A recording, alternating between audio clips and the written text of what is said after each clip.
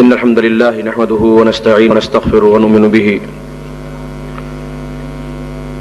ونعوذ بالله من شرور أنفسنا ومن سيئات أعمالنا من يهده الله فلا مضل له ومن يضلل فلا هادي له وأشهد أن لا إله إلا الله وحده لا شريك له وأشهد أن محمدا عبده ورسوله أما بعد فإن خير الحديث كتاب الله وخير الهدي هدي محمد صلى الله عليه وسلم وشر الأمور محدثاتها وكل محدثة بدعة وكل بدعة ضلالة وكل ضلالة في النار.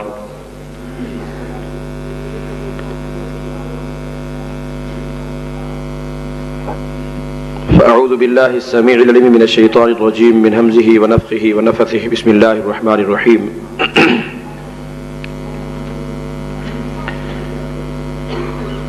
اتبعوا ما أنزل إليكم من ربكم ولا تتبعوا من دونه أولياء قليلا ما تذكرون.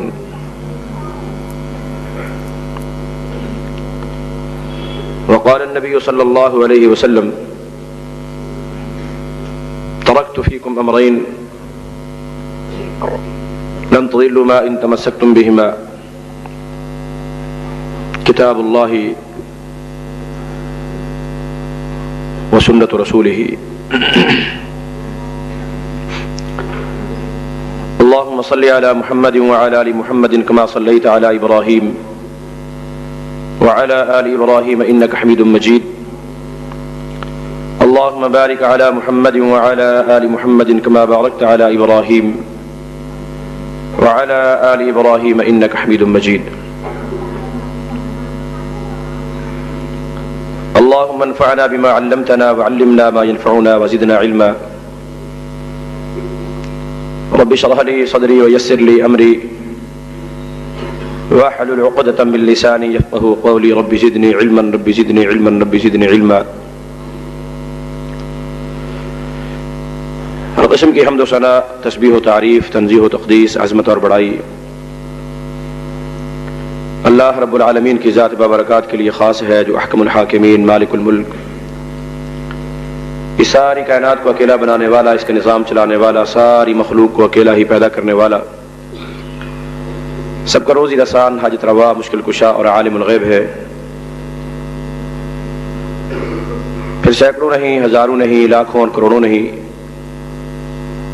ان گنت لا تعداد، بے حد و حساب، بے شمار، بے انتہا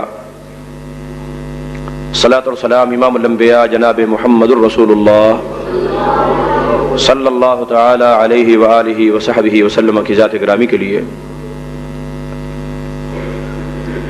اس مختصر حمد و ثنا اور صلاۃ اور سلام کے بعد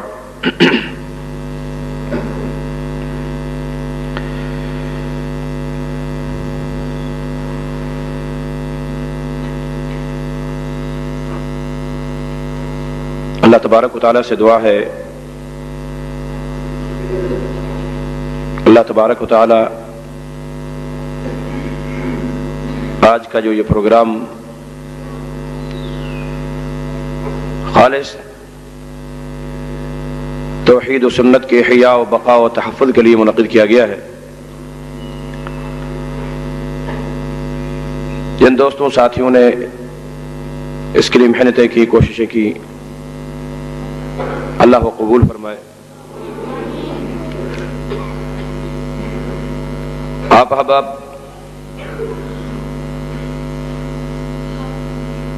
موسم کی سختی کے باوجود، کام کاج کی مشغولیت اور مصروفیت کے باوجود وقت نکال کر تشریف لائے. علماء کرام بھی دور دراز سے خطبات جمعہ سے فارغ ہو کر سفر میں ہیں، اور انشاءاللہ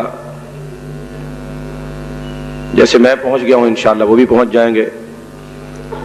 اللہ میری حاضری بھی اور ان کی تشریف آوری بھی اپنی رضا و رحمت کے لیے قبول و منظور فرمائے.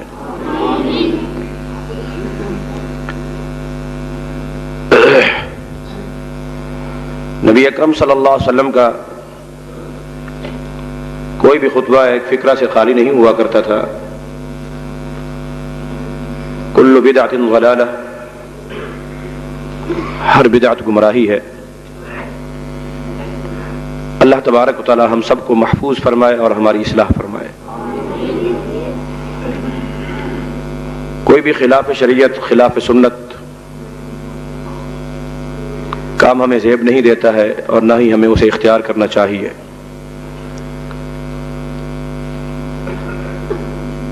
حالات کی کوئی مجبوری یا کوئی تقاضا ہو سکتا ہے، لیکن پھر بھی ایک ایسی چیز جسے جناب محمد رسول اللہ صلی اللہ علیہ وسلم نے واضح طور پر منع کیا ہے، ہمیں اپنے آپ کو بچانا چاہیے۔ امید ہے کہ آپ میرا اشارہ بھی سمجھ چکے ہوں گے اور انتظامیہ بھی۔ اللہ ہم سب کو صحیح عمل کی توفیق عطا فرمائے۔ اوپر ماؤں اور بہنوں سے گزارش ہے کہ اپنی میٹنگ بند کر دیں۔ لاؤڈ سپیکر کے احباب سے گزارش ہے کہ آواز دھیمی رکھیں، بار بار نہ کہنا پڑے۔ یہ جو آواز گونج کراتی ہے یہ نہیں ہونی چاہیے۔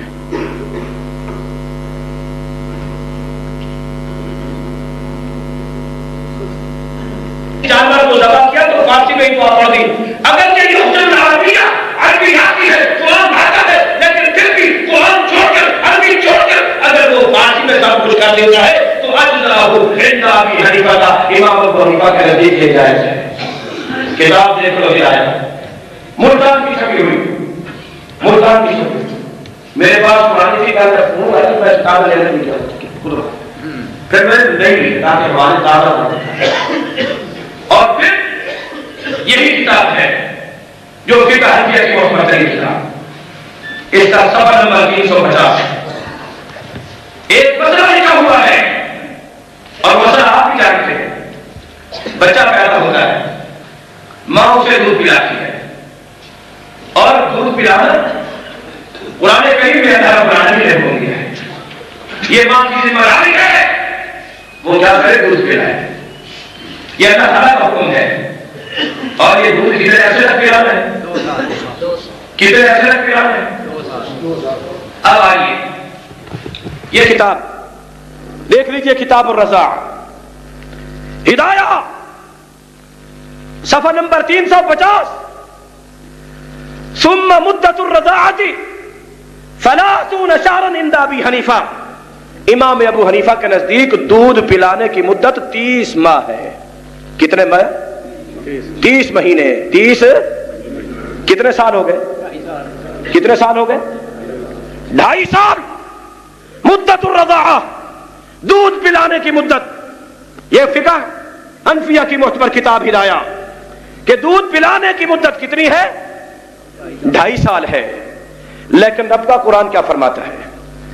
رب کا قرآن فرماتا ہے والوالدات یرضعن اولادہن، سورہ بقرہ، والوالدات یرضعن اولادہن، مائیں اپنے بچوں کو دودھ پلائیں۔ کتنا پلائیں؟ کتنے عرصے تک پلائیں؟ حولین کاملین، حولین کاملین، کتنے سال؟ پورے 2 سال، پورے 2 سال دودھ پلائیں۔ اور اس کے متعلق بھی فرما دیا لمن اراد ان یتم الرضاعہ، یہ پورے 2 سال مدت اس کے لیے ہے جو پورے طور پر اپنے بچوں کو دودھ پلانا چاہے۔ ان ارادا فصالا عن تراض منهما وتشاور، اگر ماں باپ اس سے پہلے بامی رضامندی اور مشورے سے دودھ چھڑانا چاہے تو چھڑوا سکتے ہیں، دودھ چھڑوانا چاہے تو چھڑوا سکتے ہیں۔ لیکن حولین، پوری مدت جو ہے وہ پورے 2 سال، حولین، صرف حولین بھی ہوتا تو بات پوری ہو جاتی، کیونکہ حولین 2 سالوں کو کہتے ہیں، لیکن کاملین، ساتھ تاکید لائی گئی، پورے 2 سال۔ اللہ کا قرآن فرمائے، اور اللہ اکبر، ایک اور مقام پر بھی اللہ رب العالمین نے فرمایا وَفِصَالُهُ فِي عَامَيْن، 14واں پارہ، وَفِصَالُهُ فِي عَامَيْن، ہم نے انسان کو پیدا کیا ماں کے پیٹ سے اور بھی پیدا ہو کر آیا، اس کا دودھ چھڑانا کتنا ہے؟ فی عامین، 2 سالوں میں ہے۔ دودھ چھڑانا کیا ہے؟ 2 سالوں میں ہے۔ اور ادھر امام صاحب کیا فرماتے ہیں کہ 2.5 سال ہے. اور صرف یہی نہیں، ایک تو قرآن کی 2 آیتیں اور دوسرا جناب محمد رسول اللہ صلی اللہ علیہ وسلم کی ایک حدیث بھی سن لیجیے. یہ جامع ترمذی ہے جسے ترمذی شریف کہا جاتا ہے. یہ اب آئیے صفحہ نمبر 137 جلد نمبر 1. اللہ اکبر.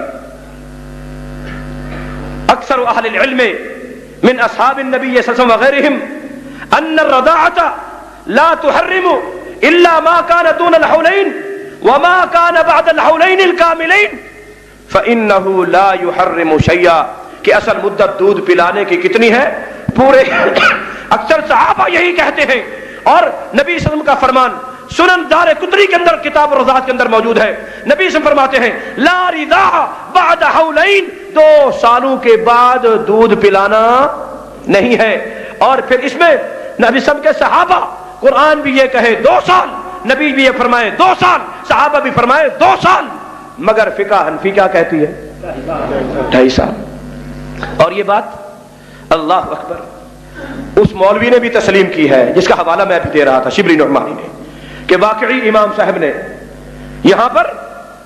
اور پھر یہ کہ امام ابو حنیفہ رحمۃ اللہ علیہ کے 2 شاگرد ہیں، وہ بھی دونوں کے دونوں اس کے قائل نہیں ہیں. وہ کہتے ہیں کہ سنتان، 2 شاگرد بھی یہی کہتے ہیں کہ کیا ہے؟ 2 سال ہے. لیکن پھر بھی ان حضرات سے پوچھئے تو یہ جناب بڑی تسلی سے آپ کو فرمائیں گے کہ جناب نہیں جی، امام صاحب کا مسئلہ بالکل صحیح ہے. اب آئیے یہ ہدایہ اور صفحہ نمبر اس کا 45 اس کے اندر جناب فقہ کی یہ معتبر ترین کتاب. انسانوں کے ساتھ ساتھ یہاں مختلف اور مخلوقات بھی رہتی ہیں. دیہاتی علاقہ ہے، جاٹ لوگ، دیہاتی لوگ اپنے جانوروں، گھر مال کی حفاظت کے لیے کتے شتے بھی رکھ لیتے ہیں. اس کے باوجود کہ کتا حفاظت کے لیے رکھنا جائز ہے مگر کالا نہ ہو، کالے رنگ کا نہ ہو. اور اس کے باوجود اگر وہ کسی برتن میں منہ مار جائے یا کوئی چیز کھا لے تو وہ برتن کیا ہو جاتا ہے؟ پلیت ہو جاتا ہے. کیا ہو جاتا ہے؟ اب اس پلیت برتن کو دھونے کے لیے پاک کرنا ہے تو کیا طریقہ کار ہے؟ صفحہ نمبر 45 کتاب ہدایہ. وسور الکلب نجس ویغسل الاناء من بلوغه 3 کہ اگر کتا برتن میں منہ مار جائے اس کو 3 دفعہ دھو لو. کیا کر لو؟ 3 دفعہ دھو لو. 3 دفعہ دھونے کے بعد وہ کیا ہو جائے گا؟ پاک ہو جائے گا. سوچنے کی بات ہے، کتا جس طرح نجس، غلیظ، ناپاک اور پلیت، حرام، مردار ہے، کیا اس کے اور ایک عام آدمی یا ایک عام پلیت چیز اگر انسان کو لگ جائے یا کسی جگہ پر کوئی ایسی چیز ہو جائے تو اس کو بھی 3 دفعہ دھویا جائے، اس کو بھی 3 دفعہ دھویا جائے؟ یہ صحیح ہے؟ یا یہ سب چیزوں سے زیادہ نجس ہے یا زیادہ پلیت ہے؟ جب یہ ناپاک اور پلید زیادہ ہے تو پھر اس کے دھونے کے لیے تعداد بھی کیا کرنی پڑے گی؟ کیا کرنی پڑے گی؟ زیادہ کرنی پڑے گی. اب آئیے، یہ تھا فقہ. اب جناب جامع ترمذی حدیث شریف کی کتاب صفحہ نمبر 14 ابواب الطہارہ جلد اول عن ابی ہریرہ عن النبی صلی اللہ علیہ وسلم قال یغسل الاناء اذا بلغ فيه الكلب 7 مرات اولاهن او اخراهن بالتراب.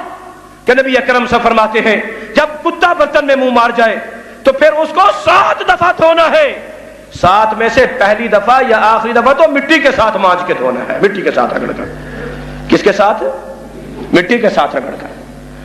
اور کتنی دفعہ دھونا ہے؟ ایک حدیث میں لفظ تو یہ بھی آتے ہیں عفروہ بالثامنۃ، 7 دفعہ ویسے دھو، 8ویں دفعہ مٹی کے ساتھ مل کر دھو.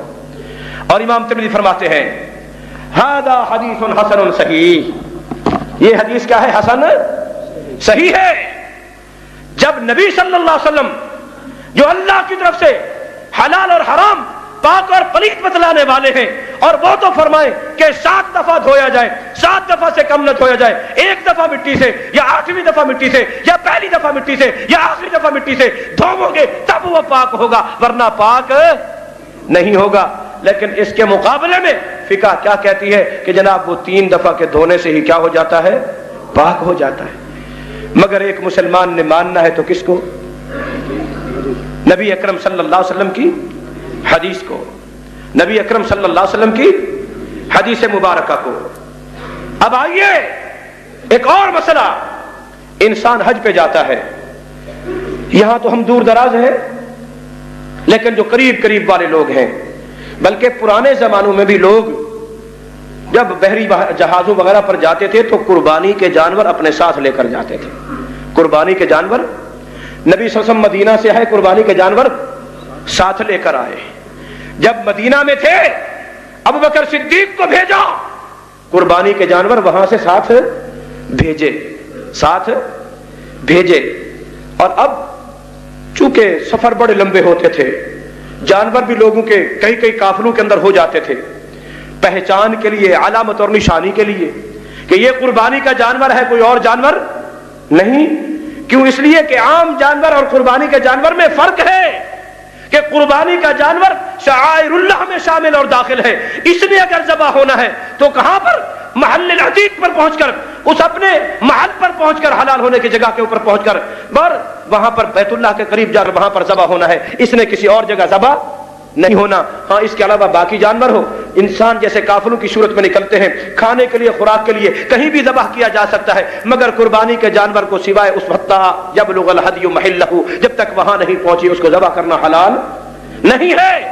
اب علامت اور نشانی کے طور پر کہ یہ جانور قربانی کا ہے، یہ جانور قربانی کا نہیں ہے، نبی اکرم صلی اللہ علیہ وسلم نے ایک طریقہ بتایا جس کا ذکر قرآن مجید کے اندر بھی موجود ہے، وَلَلْهَدْيَ وَلَلْقَلَائِدَ، کہ جو جانور حج کے لیے جا رہا ہے اس کے گلے کے اندر چند ٹوٹی ہوئی جوتیاں ڈال کر ایک ہار سا پہنا دو، تاکہ یہ علامت اور نشانی رہے کہ یہ قربانی کا جانور ہے، کوئی آدمی اس کو نقصان نہ پہنچائے۔ اگر قافلے سے یہ کہیں بچھڑ جائے یا پیچھے رہ جائے تو ہر کوئی یہ سمجھے کہ یہ قربانی کا ہے، وہ آگے ہی آگے روانہ کر دے، اپنی ضرورت کے لیے کوئی اس کو کھڑا نہ کر دے۔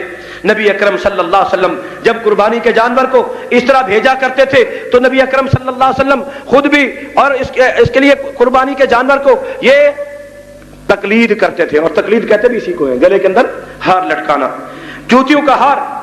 اور اس طرح کا ذکر مشکات شریف صفحہ 231، میں کتابیں بڑی بھی لایا ہوں حدیث کی، جامع ترمذی اور مشکات، یہ ساری کتابیں پڑھی ہوئی ہیں، لیکن میں حوالہ زیادہ تر مشکات سے دوں گا، کیونکہ ایک تو یہ بات ہے کہ یہ کتاب ہر جگہ ہر بندے کو مل جاتی ہے، دوسرا کئی مولوی بیچارے بس پڑھے ہوئے اس کتاب تک ہوتے ہیں، اس سے آگے ان کو پتہ ہی نہیں ہوتا، تو اس لیے تاکہ ان کو مسئلے کے سمجھنے میں کیا ہو جائے، آسانی ہو جائے۔ صفحہ نمبر 231، اور اسی حج کے زمرے میں، اللہ اکبر، حضرت عائشہ رضی اللہ تعالیٰ عنہ بیان کرتی ہیں، ابن عباس بیان کرتے، بلکہ صلی رسول اللہ ظہر بذی الحلیفہ، نبی صلی اللہ علیہ وسلم نے ظہر ذی الحلیفہ میں پڑھی، اپنی قربانی کے جانور کو منگایا، فاشعرہا، اس کو اشعار کیا، فی صفحات سنامہا، ایک چیز اور بھی یاد رکھنی ہے، جیسے نشانی اور علامت کے طور پر ہار جوتیوں کا گلے میں ڈالنا ہے، بعض اوقات یہ ٹوٹ کر جانور آپس میں لڑیں اڑیں، کہیں سے ٹوٹ جائے۔ ایک اور علامت اور نشانی بھی رکھی گئی تھی، وہ یہ کہ قربانی کے جانور کی کمر کے اوپر، اونٹ بالخصوص اس کی کوہانٹ کی دائیں جانب جو ہے ایک چیر لگا دیا جاتا تھا، چیر جس سے خون بہ جاتا تھا، یہ علامت اور نشانی ہوتی تھی کہ یہ جانور بھی کس کا ہے، قربانی کا ہے۔ نبی صلی اللہ علیہ وسلم نے اشعار بھی کیا اور اس کا خون بھی کیا، فی صفحۃ سنامہ الایمن وصلت الدم عنہا، وہاں سے خون بہ گیا، اور پھر وقلدہا نعلین، نبی صلی اللہ علیہ وسلم نے اس کے گردن کے اندر 2 جوتے لٹکا دیے، باندھ دیے۔ اب اشعار بھی نبی صلی اللہ علیہ وسلم نے کیا اور جوتے بھی لٹکائے، اور یہ ہے حجۃ الوداع کا موقع، اس کے بغیر کوئی اور حج نبی نے نہیں کیا کہ شاید یہ منسوخ ہو گیا ہو، یہ آخری حج تھا، آخری حکم تھا، اسی پر عمل ہوا۔ نبی صلی اللہ علیہ وسلم نے خود اشعار بھی کیا اور خود جو ہے وہ تقلید اس کی اس کے اندر گلے میں وہ بھی ڈالے۔ اور حضرت عائشہ رضی اللہ عنہ فرماتی ہیں، فتلت قلائد بدن نبی صلی اللہ علیہ وسلم بیدیا، میں اپنے ہاتھوں سے وہ ہار باندھا کرتی تھی، ثم قلدها واشعرها، پھر نبی صلی اللہ علیہ وسلم ان کے گلوں میں ہار ڈالتے تھے اور پھر ان کا اشعار کر کے ٹک لگا کے ان کو احرام کے لیے ان کو بھیج دیے جاتے تھے۔ متفق ہے، حدیث ہے صفحہ نمبر 231۔ اور اسی طرح نبی اکرم صلی اللہ علیہ وسلم کے بارے میں ابو داؤد کے اندر حدیث موجود ہے کہ بکری کو بھی نبی صلی اللہ علیہ وسلم نے کیا کیا؟ علامت اور نشانی کے طور پر اس کے گلے کے اندر گلے کے اندر جوتیوں کا ہار ڈالا۔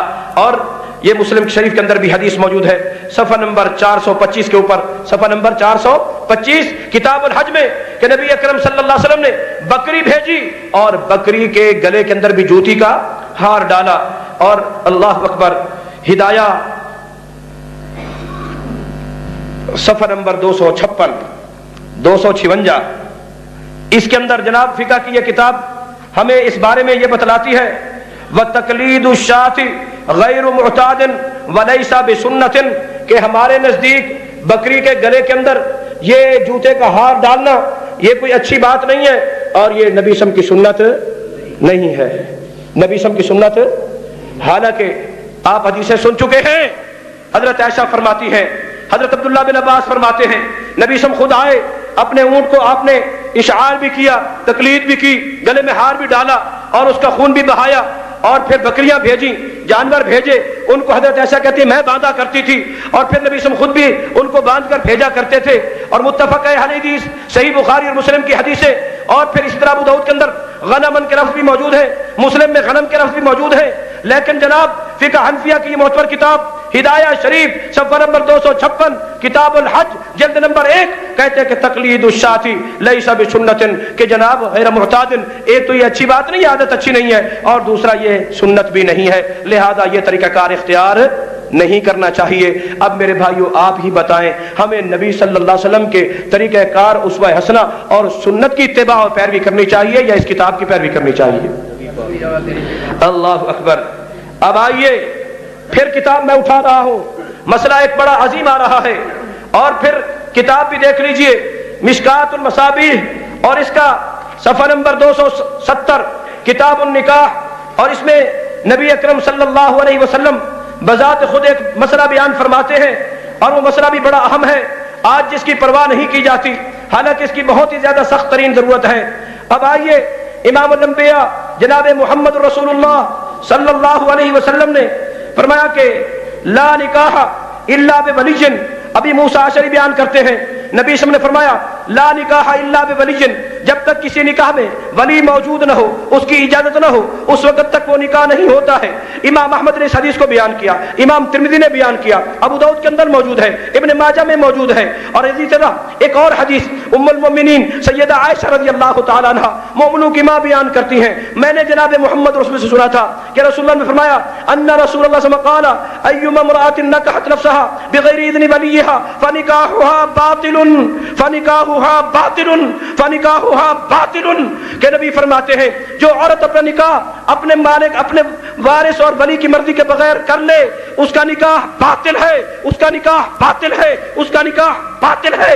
اور اللہ اکبر، اور پھر ساتھ یہ حدیث کس کی؟ احمد کی، ترمذی کی، ابو داؤد کی، ابن ماجہ کی، دارمی کی، یہ ساری کتابیں موجود ہیں۔ اور پھر تیسری حدیث سنیے، سیدنا عبداللہ ابن عباس رضی اللہ تعالیٰ فرماتے ہیں ان النبی صلی اللہ علیہ وسلم قال، جناب محمد رسول نے فرمایا البغایا التی ینکحن انفسهن بغیر اذن ولیہن، کہ وہ عورتیں جو اپنا نکاح اپنے ولی کی اجازت کے بغیر خود کر لیں اپنی مرضی سے، وہ باغیہ اور زانیہ اور بدکارہ عورتیں ہیں، ان کا کوئی نکاح نہیں ہے، ان کا کوئی نکاح نہیں ہے۔ صفحہ نمبر 270 اور 271 کتاب مشکات المصابیح جلد نمبر 2 اور کتاب النکاح کے اندر۔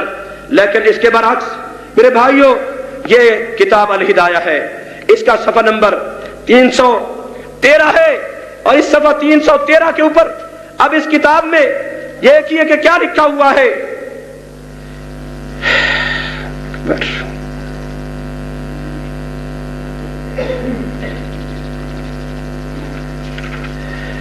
وَيَنْعَقِدُ نِكَاحُ الْحُرَّةِ الْعَاقِلَةِ الْبَالِغَةِ بِرَضَائِهَا وَإِن لَّمْ يَعْقِدْ عَلَيْهَا وَلِيٌّ کہ اگر کوئی آزاد عقل مند بالغ عورت اپنی مرضی سے اپنا نکاح خود کر لیتی ہے اگرچہ اس میں ولی ساتھ شامل نہیں ہے، یا ناقد و نکاح اس کا نکاح ہو گیا، وہ نکاح صحیح ہے، وہ اپنی مرضی سے ایسے کر سکتی ہے۔ صفحہ نمبر 313 ہدایہ صفحہ نمبر 313۔ اور میرے بھائیوں، نبی صلی اللہ علیہ وسلم فرمائے وہ نکاح نہیں ہے، وہ نکاح باطل ہے، وہ عورتیں بدکارہ ہیں، مگر یہ کتاب فقہ حنفیہ کی کہہ رہی ہے۔ اور آگے ساتھ بات یہ بھی لکھی ہوئی ہے، بدنام کس طرح کیا گیا امام ابو حنیفہ رحمۃ اللہ علیہ کو کہ عند ابی حنیفہ تھا، یہ مسئلہ امام ابو حنیفہ کا ہے۔ اللہ اکبر۔ اب نبی صلی اللہ علیہ وسلم کا فرمان کہ کوئی نکاح نہیں ہوتا ہے جب تک ولی شامل نہ ہو، اور مگر یہ جناب فقہ کہہ رہی ہے، ہم بھی حیران ہوتے تھے کہ آج کل لڑکیاں بھاگتی ہیں جا کر لو میرج کورٹ میرج کر لیتی ہیں کہ پتہ نہیں ان کو کہاں سے یہ اجازت مل گئی۔ اور میرے بھائیوں، کوئی بھیڑ بکری نہیں ہے، کوئی گائے بھینس نہیں ہے کہ والی کے بغیر، وارث کے بغیر، ماں باپ کے بغیر کوئی جائے جہاں کر جس طرح مرضی اس کو اپنے نکاح میں لے لے۔ نہیں نہیں، وہ اولاد ہے، وہ بیٹی ہے، انسان کی اپنی اللہ تعالیٰ کی دی ہوئی نعمت ہے۔ ماں باپ اس کے حاصل کرنے کے لیے اللہ سے منتیں مانگتے ہیں، دعائیں کرتے ہیں، پھر پیدا ہونے کے اوپر دکھ برداشت کرنے کے ساتھ ساتھ خوشی بھی کرتے ہیں، اور پھر اس کے ساتھ ساتھ ان کو پالتے ہیں، ان کو پوستے ہیں، بڑا کرتے ہیں، ان کی صحت کا خیال، ان کی تعلیم کا مرحلہ، سارے معاملات کو وہ دیکھ بھال کرنے کے بعد اس مقام تک جب پہنچتے ہیں، نتیجہ کیا نکلتا ہے؟ مولوی کہتے ہیں کہ نکاح ٹھیک ہے، جاؤ جی، وہ بیچاری بھاگ کے چلی جاتی ہے۔ اور میرے بھائیوں، اللہ سب کی عزتوں کو محفوظ فرمائے، سب کی عزتوں کو محفوظ فرمائے۔ عزتیں سب کی سانجھی ہوتی ہیں، بیٹیاں سب کی ایک ہی ہیں۔ اللہ کسی بھی بیٹی کو یہ راستہ اختیار کرنے کی توفیق عطا نہ فرمائے۔ نبی صلی اللہ علیہ وسلم کے فرمان کی خلاف ورزی تو الگ ہو گئی، مگر اس کے ساتھ ساتھ معاشرتی طور پر بھی اس چیز کو اچھا سمجھا نہیں جاتا، معاشرے میں اس کو قبول کیا جاتا نہیں ہے۔ اور یہ ایک اور مسئلہ، جب بارش نہ ہو رہی ہو اور قحط سالی پڑی ہوئی ہو، دین اور شریعت کا طریقہ کیا ہے؟ بارش کے لیے کیا کی جائے؟ دعا کی جائے، اور دعا کے ساتھ ساتھ نبی اکرم صلی اللہ علیہ وسلم کا ایک اور طریقہ یہ تھا، آپ آبادی سے باہر، بالخصوص اس جگہ پر جہاں پر عید نماز پڑھا کرتے تھے، وہاں جا کر نبی اکرم صلی اللہ علیہ وسلم لوگوں کو لے جاتے تھے۔ جب بارش کی شکایت ہوتی تھی کہ نہیں ہو رہی، نبی اکرم صلی اللہ علیہ وسلم وہاں جا کر یستسقی، استسقاء کی دعا کرتے، وصلی بہم۔ چنانچہ یہ عبداللہ بن زید رضی اللہ عنہ کی حدیث صفحہ نمبر 131 مشکات شریف، اور پھر اس کے الفصل الاول باب الاستسقاء کا حدیث بھی متفق علیہ ہے کہ نبی اکرم خرج بالناس الى المصلی، لوگوں کو خود نکال کر لے گئے وہاں جا کر جہاں نماز پڑھا کرتے تھے وہاں پر، یستسقی وصلی بہم رکعتین، استسقاء کے لیے 2 رکعتیں نماز پڑھائیں، جہر فیہما بالقراءۃ، ان دونوں میں بلند آواز سے قرات کی، واستقبل القبلۃ، پھر قبلے کی طرف متوجہ ہوئے، یدعو ورفع یدیہ، ہاتھ اٹھا کر دعا مانگی، وحول رداءہ، اور اپنی چادر کو جو ہے تبدیل کیا، متفق علیہ حدیث ہے۔ اور اسی طرح استسقاء علیہ خمیسۃ، دوسری روایت حضرت عبداللہ بن زید کی، اور اسی طرح ابن عباس سے روایت ہے نبی اکرم صلی اللہ علیہ وسلم بڑی عاجزی اور متبذلا متواضعا متخشعا متضرعا نماز استسقاء کے لیے نکل کر تشریف لے کر گئے۔ اور پھر اسی طرح حضرت عائشہ رضی اللہ عنہ فرماتی ہیں، فصل ثالث صفحہ نمبر 132 مشکات شریف کا، ان عائشہ قالت شکا الناس الى رسول اللہ قحوط المطر، لوگوں نے آ کر شکایت کی اللہ کے رسول بارش نہیں ہو رہی، فامر بمنبر، نبی صلی اللہ علیہ وسلم نے منبر کا حکم دیا، فوضع له في المصلى، وہ نماز کی جگہ پر جہاں عید نماز پڑھایا کرتے تھے وہاں رکھا گیا، ووعد الناس یوما، ایک دن مقرر کر دیا، اس دن لوگوں تم نے بھی آنا ہے، میں بھی آؤں گا، یخرجون فیہ، نبی لوگ بھی آ گئے، فخرج رسول اللہ صلی اللہ علیہ وسلم حين بدا حاجب الشمس، جب سورج طلوع ہو گیا نبی صلی بھی چلے گئے، منبر پر بیٹھے، اللہ تعالیٰ کی حمد و ثنا کی، اور پھر یہ بتایا کہ تم نے شکایت کی ہے، اب آؤ ہم سب مل کر اللہ تبارک و تعالیٰ سے دعا کرتے ہیں۔ پھر نبی صلی اللہ علیہ وسلم نے دعا کی اور نماز استسقاء ادا کی، اور اس کے بعد دعا مانگی، اور پھر کیا ہوا؟ حول رداءہ فنزل وصلی رکعتین، منبر سے اتر کر 2 رکعتیں نماز پڑھی، اور پھر ابھی نماز ختم ہی نہیں ہوئی تھی کہ اللہ تعالیٰ نے بارش عطا فرما دی۔ نبی اکرم صلی اللہ علیہ وسلم کا طریقہ یہ تھا کہ ایسے موقع کے اوپر بارش کے لیے استسقاء کیا کرتے تھے، اور صحابہ کو اس مقام پر لے جاتے تھے جہاں کھلا میدان تھا، جہاں نماز عید ادا کی جاتی تھی، اور وہاں پر جا کر نبی اکرم صلی اللہ علیہ وسلم خطبہ بھی دیتے تھے، صحابہ سے دعا کے لیے بھی کہتے تھے، اور خود 2 رکعت نماز پڑھاتے جن میں بلند آواز سے قرات کیا کرتے تھے، اور پھر اس طرح جو ہے نماز استسقاء ادا کی جاتی تھی۔ لیکن یہ جناب کتاب ہدایہ فقہ حنفیہ کی معتبر ترین کتاب، اس کا صفحہ نمبر 176 ہے اور اس کے اندر یہ باب الاستسقاء موجود ہے. لیکن کیا ہے جناب، اس صفحہ نمبر 176 کے اوپر لکھا ہوا ہے قال ابو حنیفہ رضی اللہ عنہ لیس فی الاستسقاء صلاۃ مسنونۃ، کہ اس استسقاء کے اندر کوئی نماز مسنون شسنون نہیں ہے، کوئی نہیں پڑھنی، بس ایسے ہی دعا کر لیا کرو. نبی سم کی حدیثیں آپ نے سنی، صحابہ کو لے کر گئے، امی عائشہ، عبداللہ بن عباس، عبداللہ بن زید، یہ صحابہ گواہ ہے کہ نبی اکرم صلی اللہ علیہ وسلم اس صلاۃ استسقاء کو اس مسنون طریقے کے ساتھ پڑھا کرتے تھے. مگر فقہ کی یہ کتاب کہتی ہے کہ اس بارے میں کوئی مسنون نماز نہیں ہے. اللہ اکبر. اور یارو، نبی کی حدیث سچی یا یہ فقہ سچی؟ اللہ اکبر. اور پھر میرے بھائیوں، اب ایک اور اہم مسئلہ میں بیان کر رہا ہوں. بات تھوڑی سی آئی تھی کتے کے حوالے سے. نبی اکرم صلی اللہ علیہ وسلم کی حدیث ہے مشکات شریف صفحہ نمبر 241 اور صفحہ نمبر 242 کہ یہ کتے حرام ہیں، اور شریعت کے اندر کوئی بھی حرام چیز اس کی خرید اور فروخت کیا ہے؟ ناجائز ہے اور حرام ہے. نبی اکرم صلی اللہ علیہ وسلم نے پھر بالخصوص کتے کے بارے میں فرما دیا. بالخصوص نبی اکرم صلی اللہ علیہ وسلم نے فرما دیا. ابو مسعود انصاری بیان کرتے ہیں ان رسول اللہ صلی اللہ علیہ وسلم نہا عن ثمن الکلب، کہ نبی اکرم صلی اللہ علیہ وسلم نے کتے کی قیمت لینے سے، پیسے دینے سے منع کیا. ابو جحیفہ سے بیان ہے، ہاں جی یہ حدیث متفق علیہ ہے. ابو جحیفہ کی دوسری حدیث نہا عن ثمن الدم و ثمن الکلب، رواہ البخاری، امام بخاری نے اس کو بیان کیا ہے. صحیح ترین حدیث ہے نبی صلی اللہ علیہ وسلم کی. اور پھر جناب اب آئیے ابو ہریرہ رضی اللہ عنہ بیان کرتے ہیں نہا رسول اللہ صلی اللہ علیہ وسلم عن ثمن الکلب وکسب الزمارۃ، رواہ فی شرح سنہ صفحہ نمبر 241 مشکات شریف کا، صفحہ نمبر 242 مشکات شریف کا. نبی اکرم صلی اللہ علیہ وسلم نے کتے کی خرید اور فروخت اور اس کی قیمت لینے دینے سے کیا کیا ہے؟ منع کیا ہے. کیا کیا ہے؟ منع کیا ہے. مگر اب آئیے کتاب دوسری ہے فقہ حنفیہ کی رد المختار علی در مختار، اور ہاں اس کو دیکھ لیجئے فی فقہ مذہب الامام الاعظم ابی حنیفۃ النعمان، کہ یہ فقہ حنفیہ امام ابو حنیفہ کے مذہب کے مطابق کتاب ہے. اس کا چھپی ہوئی کوئٹے کی صفحہ نمبر 153 ہے، 153 اور صفحہ نمبر 152. تھوڑا سا پہلے وہ بھی سن لیں. وَعَلَمْ أَنَّهُ لَيْسَ الْكَلْبُ بِنَجْسِ الْعَيْنِ، کتا جو ہے یہ عین پلیت نہیں ہے، خود پلیت نہیں ہے، نجس عین نہیں ہے. عند الامام وعلیہ الفتویٰ، ہمارے امام صاحب کے نزدیک اور فتویٰ بھی اسی کے اوپر ہے. یہ پلیت نہیں ہے. پلیت فقہ حنفی کی بات کر رہا ہوں. صفحہ نمبر 152 اور آگے لکھتے ہیں اسی لیے فیباع، اس کو بیچا بھی جا سکتا ہے، خرید فروخت بھی اس کی جا سکتی ہے. ویوجر، اس کو کرائے پہ بھی چلایا جا سکتا ہے، رینٹ پہ بھی چلایا جا سکتا ہے. ویزمن، کوئی اگر لے کر گیا ہے، کوئی نقصان ہو گیا ہے، کوئی ٹنگ کن کٹیا گیا ہے تو اس کی چٹی بھی دینی پڑے گی. ویتخذ جلدہ مسلن ودلوا، اور اس کے چمڑے کا مسلح بھی بنایا جا سکتا ہے، ڈول بھی بنایا جا سکتا ہے.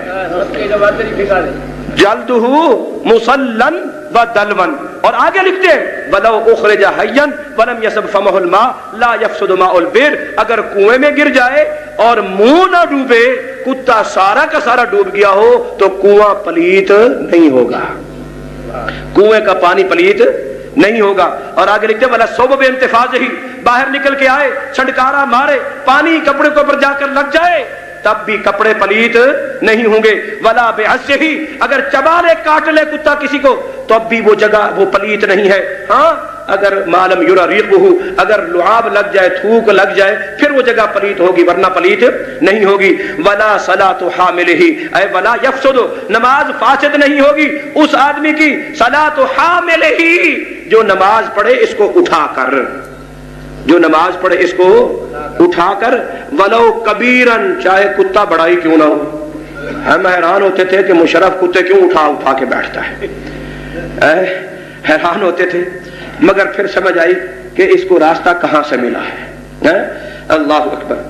اور اب آئیے، صرف یہی نہیں، یہ تو اصل در مختار ہے، رد المختار جو ابن عابدین ہے، اس کے اندر لکھا ہے قال فی البدائع بدائع الصناع فقہ کی حنفیہ کی معتبر کتاب قال مشائخنا ہمارے مشائخ نے کہا ہے من صلی وفی کمہ جرب تجوز صلاتہ کوئی آدمی نماز پڑھے اور اس کی آستین کے اندر کتے کا بچہ ہو گلر تو تجوز صلاتہ نماز جائز ہے وقیدہ الفقی ابو جعفر ہندوانی بکونہ مسدود الفم البتہ ابو جعفر ہندوانی فقیہ نے شرط لگائی ہے کہ جب بندہ اٹھا کر نماز پڑھ رہا ہو نا گلر کو منہ بندھا ہوا ہونا چاہیے ویسے نماز ہو جائے گی.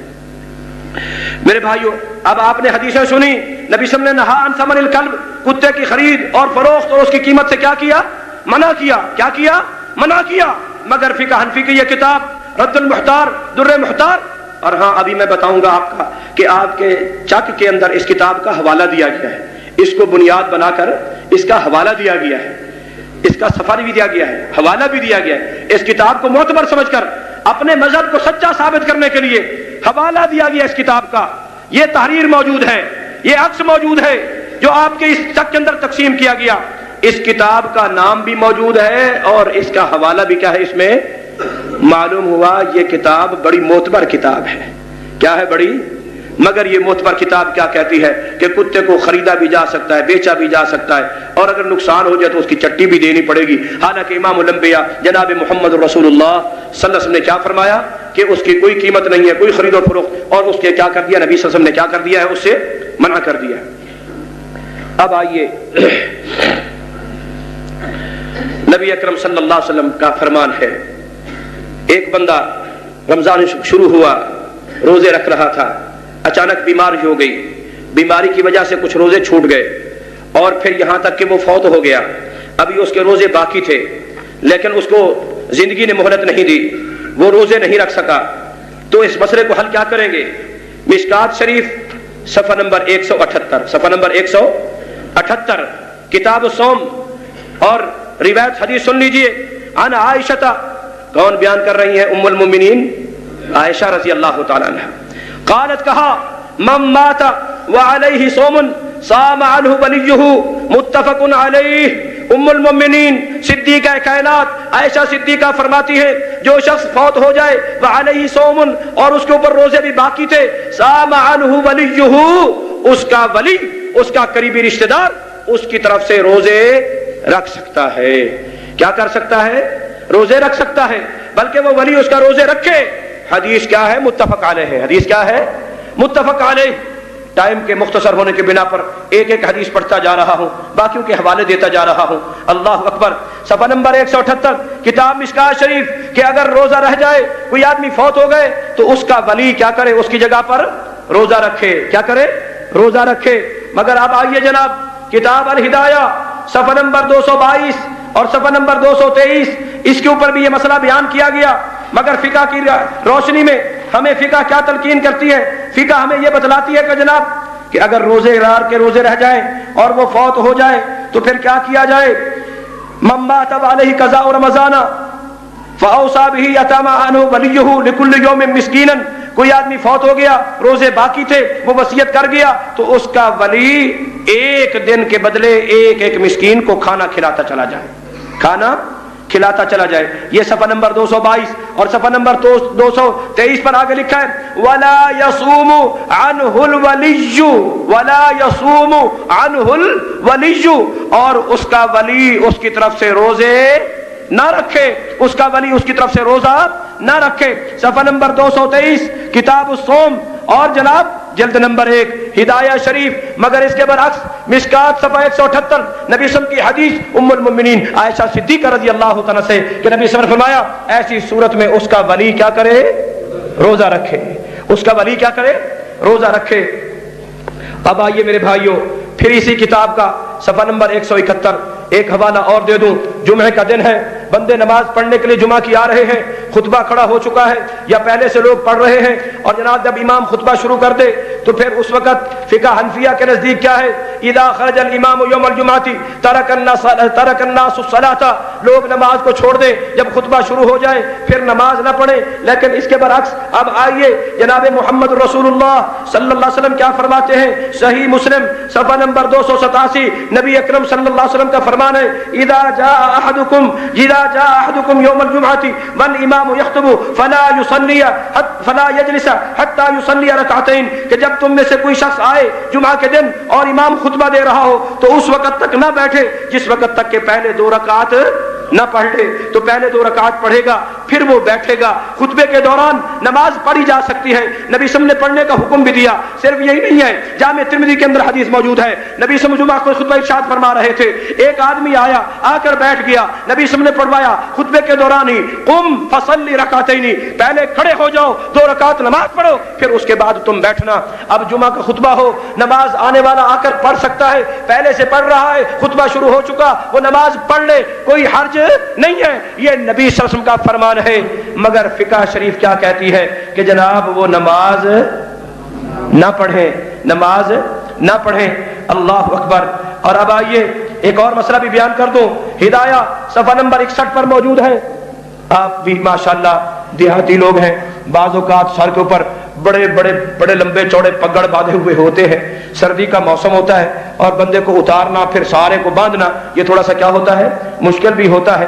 لیکن نبی اکرم صلی اللہ علیہ وسلم نے اللہ اکبر کے دین کے اندر آسانی رکھی. مغیرہ بن شعبہ بیان کرتے ہیں، یہی مشکات شریف صفحہ نمبر 153، نبی صلی اللہ علیہ وسلم کے صحابی مغیرہ بن شعبہ بیان کرتے ہیں کہ نبی اکرم صلی اللہ علیہ وسلم نے وضو کیا، پگڑی باندھی ہوئی تھی اور پھر نبی صلی اللہ علیہ وسلم نے اسی پگڑی کے اوپر سے مسح کر لیا. حدیث دیکھ لیجئے، نبی صلی اللہ علیہ وسلم کے ثم مسح بناصیتہ وعلی الامامۃ، نبی اکرم نے اپنے پیشانی کے اوپر سے اور پھر پگڑی کے اوپر سے مسح کیا، اس کو اتارا نہیں ہے، پھر اسی کے اوپر ہی وضو کر لی، اسی کے اوپر ہی مسح کر لیا.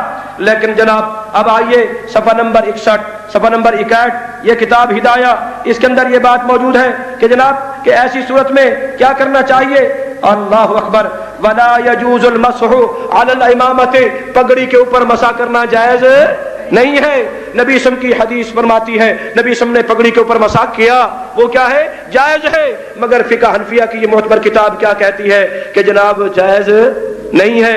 اور میرے بھائیوں ایک طرف قرآن ہے، ایک طرف حدیث ہے اور ایک طرف فقہ ہے، ایک طرف امام ابو حنیفہ ہے. ہم امام ابو حنیفہ کی عظمت کے بھی قائل، فقہ کی بھی ہم عظمت کے قائل، مگر ہم یہ کہتے ہیں کہ اس انداز کے بعض مسئلے یہ میں نے صرف 10 آپ کے سامنے اس مجلس میں بیان کیے ہیں، اس طرح کے سینکڑوں بیان کیے جا سکتے ہیں. لیکن کیا ہے، سمجھانا مقصود یہی ہے. اور میرے بھائیوں کہ جو چیز معصوم نہیں ہے، جو چیز اتنی مقدس نہیں ہے، جس کی اللہ نے غلطی کی ذمہ داری نہیں اٹھائی، جس کی حفاظت کی ذمہ داری اللہ نے نہیں اٹھائی، جس کو اللہ تعالیٰ نے غلطی سے معصوم نہیں بنایا، جس کو اللہ تعالیٰ نے غلطی سے محفوظ نہیں رکھا، اس کی عصمت کے لیے، اس کی پاکیزگی کے لیے، اس کی پاک دامنی کے لیے، اس کی صفائی کے لیے اپنی طاقتیں، اپنی محنتیں، اپنے تمام کی تمام توانائیاں صرف کرنے کے بجائے آ جاؤ او اس محمد الرسول اللہ صلی اللہ علیہ وسلم کی غلامی کو اختیار کر لو، اسی کی حدیث و سنت کو قربان مان لو، جس کے اوپر اللہ رب العالمین نے اللہ اکبر اپنی ساری کی ساری دین اور شریعت کو کامل اور مکمل کر کے اتارا. اور اس نے اللہ اکبر ادى الامانہ، اور نبی اکرم صلی اللہ علیہ وسلم نے کوئی ایک مسئلہ چھپایا نہیں بلکہ امت تک پہنچا دیا، قیامت تک کے لیے اس کو کیا کر دیا، پہنچا دیا اور ذمہ داری کے ساتھ ادا کر دیا. میرے بھائیوں میں ابتدا میں عرض کر چکا ہوں کہ فَإِن تَنَازَعْتُمْ فِي شَيْءٍ فَرُدُّوهُ إِلَى اللَّهِ وَالرَّسُولِ، اگر کوئی تنازع ہو جائے، کوئی جھگڑا ہو جائے، اختلاف ختم کیسے ہوگا کہ اس کو اللہ اور اس کے رسول صلی اللہ علیہ وسلم کی طرف لے کر آنا ہے. اور میرے بھائیوں ہم بھی یہی کہتے ہیں اور اصل بات بھی یہی ہے، لیکن اس کے برعکس اگر یہ طریقہ کار اختیار کیا جائے کہ نہیں جی نہیں بس ہم تو یہ مقلد ہیں، بس جو کچھ ہمارے امام صاحب نے فرما دیا، جو کچھ ہماری فقہ شریف میں آ گیا بس ہم نے تو اسی کو ماننا ہے. نہیں میرے بھائیو، اللہ قرآن میں فرما چکا اتبعوا ما انزل الیکم من ربکم، کہ اسی چیز کی اتباع کرو، اسی کی پیروی کرو جو تمہارے رب نے تمہاری طرف نازل کی. ولا تتبعوا من دونہ اولیاء، اس کے علاوہ کسی کی اتباع اور پیروی نہ کرو. یہ جماعت اہل سنت چک نمبر 138 تحصیل جہانیہ کی طرف سے ایک چھوٹا سا یہ ایک پمفلٹ نما ایک اشتہار جو ہے یہ شائع کیا گیا اور اس کو تقسیم کیا گیا، اور بالخصوص اس حوالے سے کہ جناب ایک مسئلہ اس میں ڈسکس کیا گیا ہے. ہمارے اس مسجد کے امام محترم جناب حافظ محمد الیاس صاحب حفظہ اللہ تعالی الحمدللہ ہماری جماعت کے ایک ذمہ دار فرد ہیں. بات آتی ہے جس طرح ایسے جیسے آئی فقہ حنفی کے حوالے سے، جس طرح یہ مسئلے آپ نے دیکھے ہیں، اسی طرح ایک مسئلہ ہے کہ کوئی شخص وہ عورتیں جو کہ اس کے لیے حرام ہیں، شرعی طور پر ان کے ساتھ نکاح حلال نہیں ہے، ان کے ساتھ نکاح کر لے اور پھر نکاح کے بعد ملاپ بھی کر لے تو فقہ حنفی کی روشنی میں اس پر سزا نہیں ہے، حد نہیں ہے۔ یہ مسئلہ چلا، مولانا صاحب نے ذمہ داری کے ساتھ اس مسئلے کو بیان کیا، مگر اس مسئلے کو بات کا بتنگڑ بنا لیا گیا، باتوں کے اندر ہیر پھیر کر کے جناب یہ کہتے ہیں کہ یہ جائز ہے، یہ ناجائز ہے، یہ کیا ہے، یہ کیا نہیں ہے۔ چنانچہ اس سلسلے میں سب سے پہلی بات یہ ہے کہ اس طرح کا جو بھی جرم ہو اس کے اوپر کچھ نہ کچھ اسلام نے، اللہ نے اور اس کے رسول نے کوئی سزا مقرر کی ہے۔ کیا مقرر کی ہے؟ جو مقررہ سزا ہوتی ہے اس مقررہ سزا کو حد کہا جاتا ہے۔ کیا کہا جاتا ہے؟ حد کہا جاتا ہے۔ اور چنانچہ اس سلسلے میں یہی ہدایہ جس کا میں نے آپ کو حوالہ دیا تھا، صفحہ نمبر 506 کے اوپر حد کی تعریف بیان کی گئی ہے کہ حد کیا ہوتی ہے، جو مقررہ سزا ہے۔ اور جناب هو العقوبۃ المقدرۃ کہ وہ سزا جو شریعت میں مقرر کی گئی ہو، کسی جرم کی وہ سزا جو شریعت میں کیا کی گئی ہو، مقرر کی گئی ہو، تو اس سزا کو کیا کہا جاتا ہے؟ حد کہا جاتا ہے۔ کوئی جرم کرنے پر، کسی نے کوئی جرم کیا، نبی صلی اللہ علیہ وسلم نے جو سزا اس کے اوپر لاگو کی وہ کیا ہو گئی؟ حد ہو گئی۔ کیا ہو گئی؟ حد ہو گئی کہ جو نبی صلی اللہ علیہ وسلم نے اس کے اوپر سزا لگائی، اللہ نے، اس کے رسول نے اس کے اوپر مقرر کی۔ چنانچہ صفحہ نمبر 506 کتاب الحدود، الحد لغۃ هو المنع کہ اس کا معنی ہے روک لینا، اور پھر فی الشریعۃ هو العقوبۃ المقدرۃ یہ کیا ہے؟ مقرر کی ہوئی سزا ہوتی ہے جو کسی جرم کی، یعنی جو کسی جرم کے اوپر اللہ نے سزا مقرر کر دی یا جناب محمد رسول اللہ صلی اللہ علیہ وسلم نے سزا مقرر کر دی تو وہ سزا کیا ہوتی ہے؟ حد ہوتی ہے۔ کیا ہوتی ہے؟ حد ہوتی ہے۔ چنانچہ جو شخص ایسا جرم کرے اور گناہ کرے، شرعی طور پر اس کا یہ نبی اکرم صلی اللہ علیہ وسلم کا حکم کیا ہے؟ یہ حدیث ہے سنن ابن ماجہ، اور اس کا جناب صفحہ نمبر 187 چھپی ہوئی ملتان کی ہے۔ اس میں عن ابن عباس قال رسول اللہ صلی اللہ علیہ وسلم من وقع على ذات محرم فاقتلوه کہ جو آدمی اپنی کسی بھی محرم عورت کے ساتھ، جس کے ساتھ اس کا نکاح حرام تھا، اس کے ساتھ برائی کرے تو تم اس کو کیا کر دو؟ قتل کر دو۔ تم اس کو کیا کر دو؟ قتل کر دو۔ تو اس جرم کی سزا نبی اکرم صلی اللہ علیہ وسلم نے کیا مقرر کی ہے؟ قتل۔ کیا مقرر کی ہے؟ قتل۔ تو جو سزا کسی جرم کی نبی سے مقرر کر دیں وہ کیا ہوتی ہے؟ حد ہوتی ہے۔ کیا ہوتی ہے؟ حد ہوتی ہے۔ حدیث کو یاد رکھنا ہے، اور یہ صفحہ نمبر 187 سنن ابن ماجہ، اور اسی طرح نیل الاوتار کے اندر صفحہ نمبر 125 جلد نمبر 7 پر بھی یہ روایت موجود ہے، اور اس طرح حدیث کی دیگر کتابوں میں بھی موجود ہے کہ نبی اکرم صلی اللہ علیہ وسلم نے فرمایا جو اپنی کسی محرم عورت کے ساتھ نکاح کرے یا ملاپ کرے، برائی کرے، گناہ کرے تو تم اس کو کیا کر دو؟ قتل کر دو۔ کہ عام زناکار اگر وہ غیر شادی شدہ ہے تو کوڑے لگاؤ، اور اگر شادی شدہ ہے تو اس کا جرم زیادہ ہے، لہٰذا اس کو پتھر مار مار کے کیا کر دو؟ ہلاک کر دو۔ لیکن ایسا بدبخت جو اپنی محرم عورتوں کے ساتھ، محرم جنہیں اللہ نے حرام قرار دیا، ان کے ساتھ زیادتی اور برائی کرتا ہے تو وہ زندہ رہنے کے حقدار نہیں ہے، وہ اس دھرتی کا بوجھ ہے، اور اس کو ہلکا کرنے کے لیے کیا کر دو؟ اس کو قتل کر دو۔ کیا کر دو؟ اس کو قتل کر دو۔ تو نبی اکرم صلی اللہ علیہ وسلم نے جو اس جرم کی سزا مقرر کی وہ کیا ہے؟ قتل ہے۔ جیسا کہ قرآن میں اللہ رب العالمین نے فرمایا السارق والسارقۃ فاقطعوا ایدیہما، چور مرد ہو یا عورت چوری کرے تو کیا کرو؟ ان کے ہاتھ کاٹ دو۔ جیسے وہاں فاقطعوا ہے، یہاں بھی کیا ہے؟ فاقتلوا ہے۔ یہاں بھی کیا ہے؟ فاقتلوا ہے۔ تو قتل کرنا یہ نبی اکرم صلی اللہ علیہ وسلم کی طرف سے اس کی کیا ہو گئی؟ مقررہ حد، مقررہ سزا ہو گئی۔ اور اسی طرح نبی فرماتے ہیں من بدل دینہ فاقتلوہ کہ جو آدمی کیا کرے؟ اپنا دین تبدیل کر لے، اسلام کو چھوڑ کر کفر میں چلا جائے تو تم اس کو کیا کرو؟ قتل کرو۔ تو مرتد کی حد اور سزا کیا ہے؟ قتل ہے۔ کیا ہے؟ قتل ہے۔ اور اللہ اکبر، تو یہاں سے یہ معلوم ہوا اس حدیث مبارکہ سے کہ ایسے آدمی کی شرعی اللہ تعالیٰ کی طرف سے، نبی صلی اللہ علیہ وسلم کی طرف سے، کیونکہ نبی صلی اللہ علیہ وسلم بھی کوئی سزا اپنی طرف سے آپ متعین مقرر کر سکتے نہیں ہے، اس لیے اللہ اور اس کے رسول کی طرف سے ایسے مجرم پاپی گناہگار بدکار کی سزا جو مقررہ ہے رسول اللہ صلی اللہ علیہ وسلم کی طرف سے، وہ کیا ہے؟ قتل کرنا ہے۔ اور یہی وجہ ہے نبی اکرم صلی اللہ علیہ وسلم کے زمانے کے اندر، یہ مشکات شریف صفحہ نمبر 102 اس کا 274 ہے، واقعہ ایک نقل کیا گیا ہے نبی اکرم صلی اللہ علیہ وسلم کے زمانے کا۔ اب اس کو بھی دیکھ لیجئے کہ جس نبی نے اس جرم پر یہ سزا مقرر کی اور یہ سزا لاگو کرنے کا حکم دیا، جب عملی طور پر وہ تو بات تھی کہ ایسا کوئی ہو جائے تو ایسے کر دینا، جب نبی صلی اللہ علیہ وسلم کی زندگی میں عملی طور پر پریکٹک طور پر ایسا واقعہ آیا تو پھر نبی صلی اللہ علیہ وسلم نے کیا کیا؟ برا بن عازب بیان کرتے ہیں، مرہ بھی خالی ابو بردہ بن نیار، میرے ماموں ابو بردہ بن نیار میرے پاس سے گزرے، ان کے پاس نبی صلی اللہ علیہ وسلم کا جھنڈا تھا، میں نے پوچھا اين تذهب، تو کہاں جا رہا ہے؟ انہوں نے کہا بعثني النبي صلی اللہ علیہ وسلم الى رجل، مجھے نبی صلی اللہ علیہ وسلم نے بھیجا ہے ایک ایسے آدمی کی طرف، تزوج امرأة ابی، جس نے اپنے باپ کی بیوی، اپنی سگی ماں نہیں تھی بلکہ مترئی ماں، اپنے باپ کی بیوی کے ساتھ اس نے نکاح کر دیا۔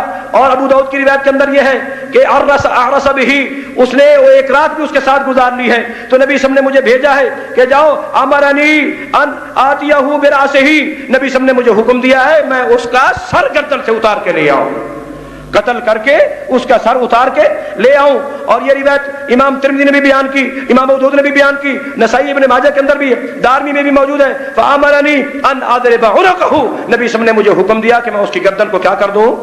اتار دوں۔ تو یہاں سے معلوم ہوا جو شخص بھی ایسا جرم کرے، ایسی بدکاری کرے تو اس کی سزا کیا ہے؟ قتل ہے۔ اس کی سزا کیا ہے؟ قتل ہے۔ اللہ اکبر۔ اور پھر جو نکاح حرام ہو، جو نکاح کیا ہو؟ حرام ہو، اس پر بھی کیا ہوتی ہے؟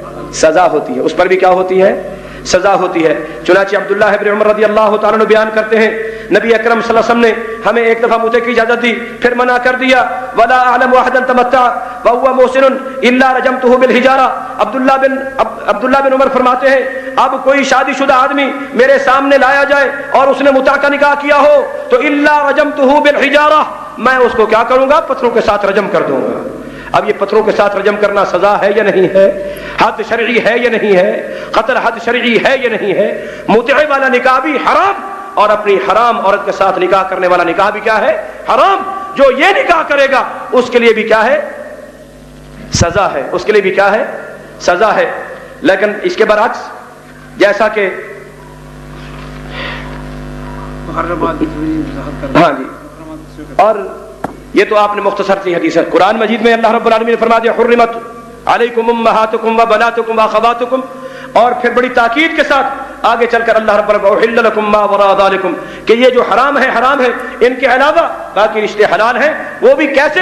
محسنین غیر مسافحین، کہ نکاح کر کے باقاعدہ حق مہر ادا کر کے، اور فنکحوہن باذن اہلہن، ان کے اولیاء ولیوں کی اجازت کے ساتھ پھر تم ان کے ساتھ نکاح کر کے ان کو آباد رکھ سکتے ہو، لیکن یوں نہ ان کے ساتھ نکاح جائز ہے اور نہ ہی ان کے ساتھ کوئی برائی جائز ہے۔ اللہ تبارک و تعالی ہم سب کو محفوظ فرمائے۔ لیکن یہ تھوڑا سا مسئلہ اب آ گیا ہے، میں واضح کر دوں، یہ جناب کتاب ہے فتاوی عالمگیری، فتاوی عالمگیری، اور اس فتاوی عالمگیری کے حاشیے کے اوپر ہے فتاوی قاضی خان، فتاوی قاضی خان، اور اس کا جناب صفحہ نمبر 468 ہے، 468 یہ جناب اب باتیں کی جاتی ہیں جی اس کی، تو ہمارے نزدیک بہت بڑی سزا ہے، ہمارے نزدیک کیا ہے؟ بہت بڑی سزا ہے۔ لیکن کیا ہے کہ جناب سب سے پہلی بات تو یہ ہے وَإِن تَمَكَّنَتْ فِيهِ الشُّبْهَةُ لَا يَجِبُ، سزا لاگو کہاں ہوتی ہے؟ جہاں اگر کوئی شبہ آ جائے گا تو پھر وہاں پر سزا لاگو نہیں ہوگی، ہم اس آدمی کو اس شبہ کی بنا پر کیا کریں گے؟ سزا سے بچائیں گے۔ اب یہ جو مسئلہ بیان کیا جا رہا ہے، یہ جتنے مسائل بیان کیے جا رہے ہیں، یہ اس آدمی کو سزا سے بچانے کے لیے ہے، اس کو سخت سے سخت سزا دینے کے لیے نہیں ہے، یہ اس کو سزا یہ اسقاط حد کے لیے ہے۔ اسقاط حد کا معنی کہ اس کے اوپر حد نہیں ہے، وہ سزا نہیں ہے جو اللہ اور اس کے رسول صلی اللہ علیہ وسلم نے مقرر کی۔ اب آئیے جناب اس سلسلے میں صفحہ نمبر 468 اور یہ فتاوی قاضی خان جو عالمگیری کے حاشیے کے اوپر چھپا ہوا ہے، اس کے اندر جناب یہ مسئلہ چلتے چلتے لکھتے ہیں کہ جناب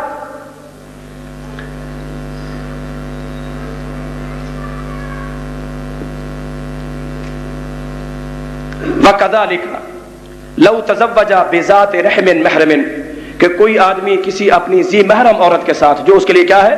حرام ہے، اس کے ساتھ تزوجہ کیا کرتا ہے؟ نکاح کرتا ہے۔ لو تزوجہ، ہمیں کہا جاتا ہے کہ جناب ان کو جو ائمہ کرام کا مفہوم صحیح سمجھ نہیں آتا، چلو کوئی مئی کلام عبارت میں پڑھ رہا ہوں، اس کا صحیح ترجمہ کر کے دکھلاتے۔ وَكَذَلِكَ لَوْ تَزَوَّجَ بِذَاتِ رَحْمٍ مَحْرَمٍ، کہ کوئی آدمی شادی کر لے، نکاح کر لے اپنی ذی محرم عورت کے ساتھ، کیسے؟ کون سی؟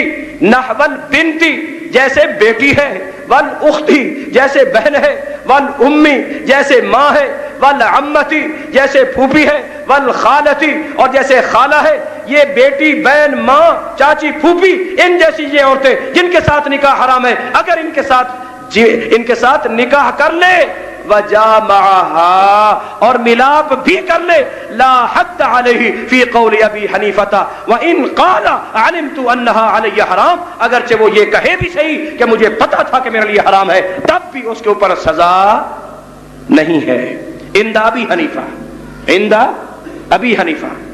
رشتے بھی سن لیے، کتنے بابرکت مقدس رشتے ہیں، مسئلہ بھی سن لیا، کتاب بھی دیکھ لی، امام صاحب کا نام بھی علیہ الفتویٰ، اور امام صاحب کا یہی قول ہے عند ابی حنیفہ رحمہ اللہ تعالی، اور ہدایہ کا حوالہ دیا گیا ہے، اس کے اندر بھی دیا گیا ہے۔ ہدایہ سے بھی عبارت پڑھ کے سناتا ہوں، ہدایہ سے بھی پڑھ کر سناتا ہوں، مگر اس کے دو مسئلے اور سن لیجئے، دو مسئلے۔ وَلَوْ اسْتَأْجَرَ امْرَأَةً لِيَزْنِيَ بِهَا، کوئی آدمی کسی عورت کو اجرت پر لے کر گیا زنا کے لیے، فَزَنَا بِهَا لَا يُحَدُّ، اگر زنا کر لے تو اس کے اوپر زنا کی حد نہیں ہے، یہ اجرت کر کے، کیونکہ اجرت اس کا حق، اس نے عورت کو اس کے پیسے دیے، کوئی زنا نہیں ہے، کوئی سزا نہیں ہے اس کی۔ وَإِنِ اسْتَأْجَرَهَا لِلْخِدْمَةِ فَزَنَا بِهَا، اگر کسی اور کام کے لیے لے کر آیا تھا پھر زیادتی کر لی تو پھر سزا ہوگی، اگر اسی کام کے لیے اجرت پیسے مکا کے لے کر آیا ہے تو پھر کوئی سزا نہیں ہے۔ اور اللہ اکبر، یہاں پر اس سے پہلے لکھا ہے کیا وَلَوْ تَزَوَّجَ مُتْعَةً، اگر کہ متعہ کے طور پر، تزوج متعتن، اگر متعہ کے طور پر وہ شادی کر لیتا ہے، نکاح کر لیتا ہے، تو بھی اس کی کوئی سزا نہیں ہے، اس کی کوئی سزا نہیں ہے۔ اور میرے بھائیو، یہ فتاوی عالمگیری اور اس کے حاشیے کے اوپر فتاوی قاضی خان صفحہ نمبر 468، اور اس کے ساتھ ساتھ اب ہدایہ شریف بھی ملاحظہ فرما لیجئے، جس کا صفحہ اسی کے اندر دیا گیا ہے، جس کا صفحہ اسی کے اندر دیا گیا ہے، صفحہ نمبر 516، صفحہ نمبر 500۔ ماشاءاللہ ماشاءاللہ ماشاءاللہ، شیر ہے اللہ دے، شیر ہے ماشاءاللہ۔ صفحہ نمبر 516، اور اس کے اندر بھی حوالہ دیا گیا ہے کہ جناب ہم کہتے ہیں اس کو سخت سزا دی جائے، کیا دی جائے؟ سخت سزا دی جائے، اور سزا دینے کا مقصد اس کو سزا دینا ہے، اس کو مارنا نہیں ہے۔ اور پھر آگے لکھتے ہیں کہ جناب اس کو قتل کر دیا جائے۔ اس سزا دینے کا مقصد تو تھا تاکہ اس کو سزا دو، یہ جرم سے رک جائے، باز آ جائے۔ یہ کب ہوگا؟ جب اس کو زندہ رکھا جائے گا۔ قتل کر دیں گے تو وہ اس کو سزا کی عبرت کیسے ہوگی؟ اس کی سزا کو پھر کہا جناب ایسا بندہ تم مرتد ہو گیا لہذا واجب القتل ہے، اس کو کیا کر دو؟ قتل کر دو۔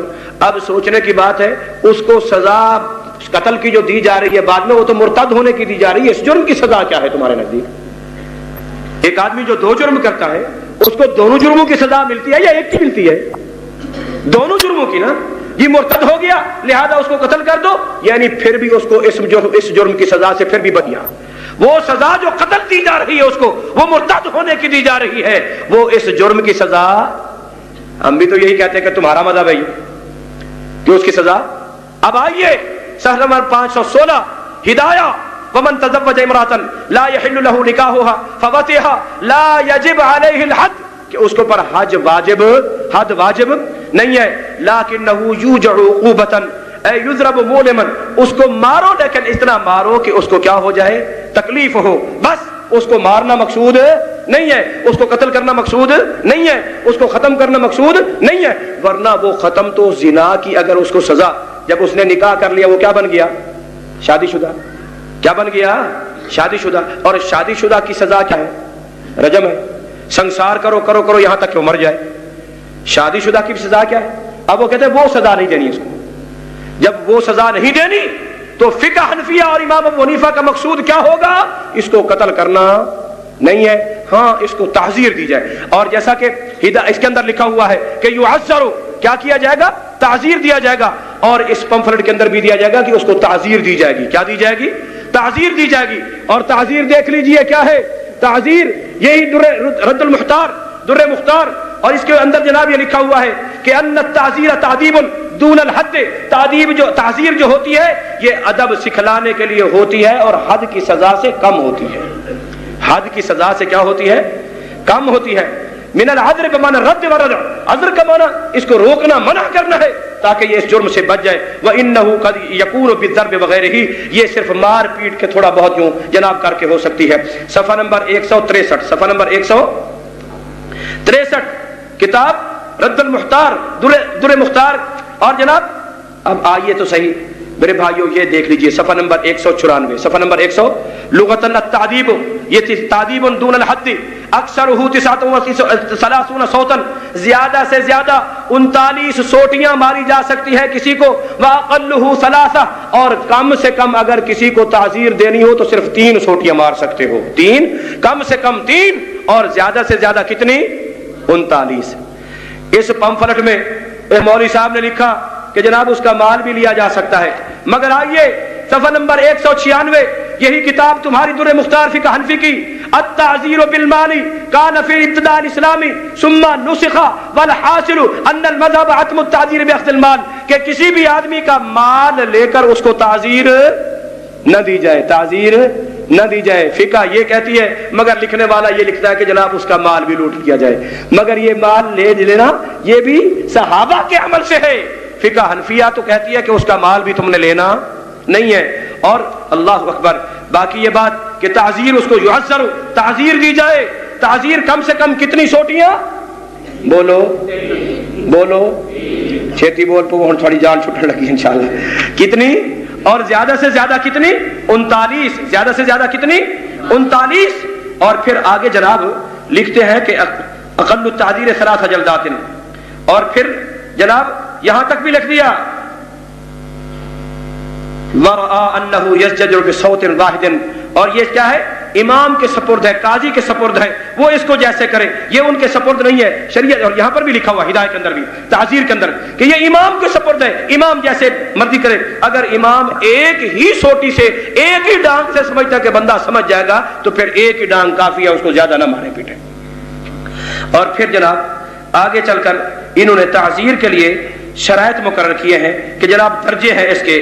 پہلا تو ہے اشراف الاشراف کا، اور وہ کیا ہوتا ہے، وہ جناب وہم العلماء والعلویۃ، کہ قاضی اس کو یہ کہہ دے بلغنی انک تفعل کذا، جناب حضرت مجھے پتا چلا ہے کہ آپ یوں کیا کرتے ہیں، تو یہی تعزیر کافی ہے اس کو. یہ ہے اشراف الاشراف کی، اشراف الاشراف کی تعزیر. اور پھر ہے اشراف کی، وہ جیسے سردار لوگ ہوتے ہیں، اور ان کا کیا ہے، ان کو جناب بس یوں کہہ دیا جائے کہ جناب آپ کو بھی یہ کام ایسا نہیں کرنا چاہیے. پھر آ جاتا ہے تعزیر الاقصا بہذا کلہ و بالضرب، یعنی 3 درجے بنا گئے، ایک اوپر والا درجہ، ایک درمیانہ ذمہ داروں والا، ایک علماء والا بادشاہوں والا، اور ایک بیچارہ عام کمی کمینوں کا. ان کے لیے جناب بہذا کلہ بالضرب، مارو بھی صحیح، جو کچھ مرضی ان کے ساتھ کرو. مولویوں کو بھی کچھ نہیں کہنا، بادشاہوں کو بھی، بڑے لوگوں کو بھی کچھ نہیں کہنا. اور یہ کیسے ہوتی ہے، بعدوں کا یکون بالحب سے، بٹھا لو چپ کر کے بیٹھے رہنا، بس یہ تعزیر ہوگی. او بصفع علی العنق، یا گردن ہوتے ہیں میں تھوڑا جہاں تھپکی لا دو، ایک ہی کتا تو ایک ہی کتا ہے، اچھا جی. اور وفرق الاذن، پھاڑ کے تھوڑا جہا کان مروڑ دو، اے نہیں سی کرنا تو ایک ہی کتا جی. وبالکلام العنیف، ذرا سخت گل کر دے انہوں. وہ بنظر القاضی لہو بوجہ عبوس وشتم غیر قذف، گالی اگر منہ بھی پھیر لے اس سے قاضی حکمران اس آدمی سے بس ناراض ہو کے اپنا منہ پھیر لوے تو اے تعزیر ہو گئی، کافی ہے. یہ تو ہے تعزیر. اللہ اکبر، لا بیاخذ مال فی المذہبی. اور ہاں یہ حوالہ نوٹ کر لو، صفحہ نمبر 196، صفحہ نمبر 197، کتاب رد المحتار در مختار. اور اللہ اکبر، اس کے ساتھ ساتھ جناب یہ باقی حدیثیں آپ نے اس سلسلے میں نبی صلی اللہ علیہ وسلم کی سن لی. اور یہاں پر میں چند باتیں اور اس بالخصوص اس تحریر کے حوالے سے کرنا چاہتا ہوں. یکون التعزیر بالقتل کمن وجد رجلا مع امرأته لا تحل له، در مختار صفحہ نمبر 179. پہلی بات تو یہ ہے، یہ در مختار ہے اور جلد نمبر اس کی یہ 3 ہے، دیکھ لیں. مگر صفحہ نمبر 179 کے اوپر یہ عبارت موجود نہیں ہے. پورے کا پورا